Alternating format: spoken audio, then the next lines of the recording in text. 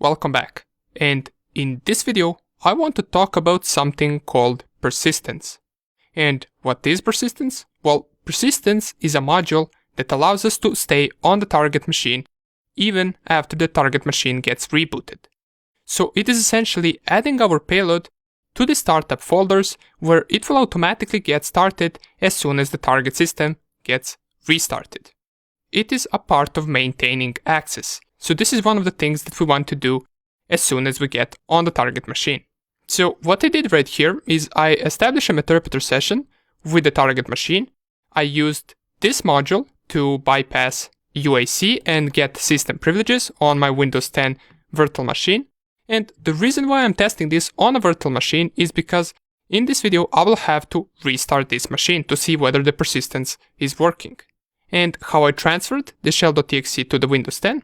Well, I used a cool way of transferring it using the Apache 2 web server, and to do that you can simply just type systemctl and then start and then type Apache 2.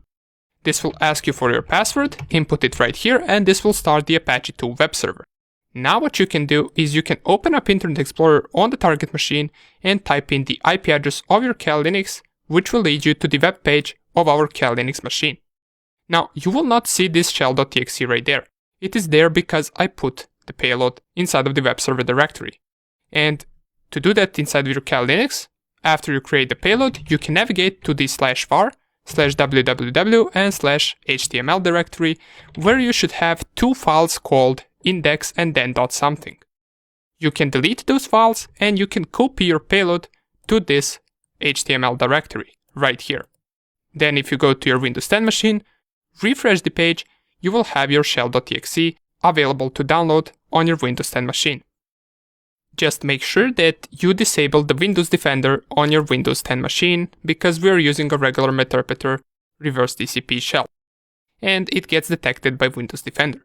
So after you do all of that and establish the connection, you can then gain system privileges, and we already know how to do that. We simply just test a bunch of those modules that are used to bypass UAC, and then we become the system level account.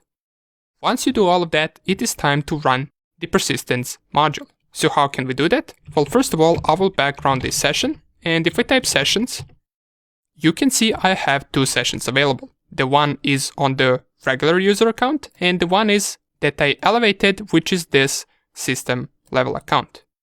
So what I want to do to run the persistence is I can type this search persistence inside of my metasploit framework. This will output me with a bunch of different modules. And the one that we're going to cover in this video is going to be this one right here. Exploit, Windows, local, and then persistence service. If I copy the module name, go down here and type use, paste the module, press enter. It will set my payload to Windows Meterpreter reverse TCP, and if I type show info, here we can see that this module would generate and upload an executable to a remote host. Next, it will make a persistent service.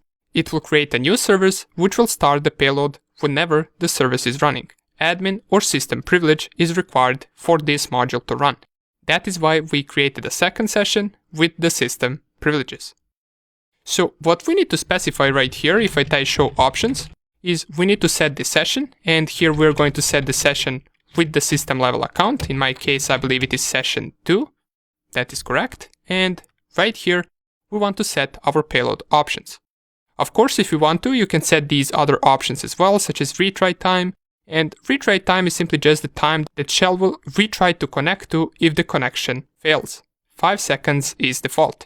Now we can set that to be, for example, 10 seconds. It doesn't have to be 5. That would be too quick. And after we do all of that, we can run this module. Press run, and this will open the session 3. If I type get user ID, we will be the system level account, but what is special about this session is that it will automatically connect back to us even after the target machine is rebooted. So the target won't need to run this shell.exe after the system is restarted. It will automatically connect back to us again, because we ran this persistence module. Let me show you what I mean. if in my interpreter session I run the reboot command, press enter, this will start restarting the Windows 10 machine. All of the other sessions will die out because the connection has been closed. If I Ctrl-C this, exit out of this, type sessions, we will have no active sessions anymore. So what we can do right now is we can type use exploit multi-handler, set the correct payload, and inside of the show options, we want to set the correct options that we used inside of our persistence module. And that is the port 4444 and the IP address of our kalilinux machine. So all I need to do right now is type run. And here we get the session open because this machine hasn't yet shut down. So we're just going to close this because this is not the session that we wanted to. And I'm going to manually exit out of this machine and go and start it once again. Now that the machine is getting started up, I will run our listener. And if everything worked correctly, we should get a interpreter session opened as soon as the machine boots up, without the target having to do anything but start their machine. So let's see whether it will work. The machine is currently starting up, and let's give it a few seconds. And here it is. Our interpreter session 5 opened on its own. And notice that it didn't even log in to the user yet. And the best part about this is that if I type get user ID, I will already be system level account. So I don't have to go through the privilege escalation process again. This interpreter session opened without anyone clicking on anything. And that is the good part about persistence. Now, even if the target shut down this PC once again and started it in a week or two, our persistence will still work and our payload will automatically connect back to our kalilinux machine, if the IP address of the kalilinux machine hasn't changed, of course. One more thing to keep in mind is that sometimes persistence can be buggy, so it knows not to work sometimes.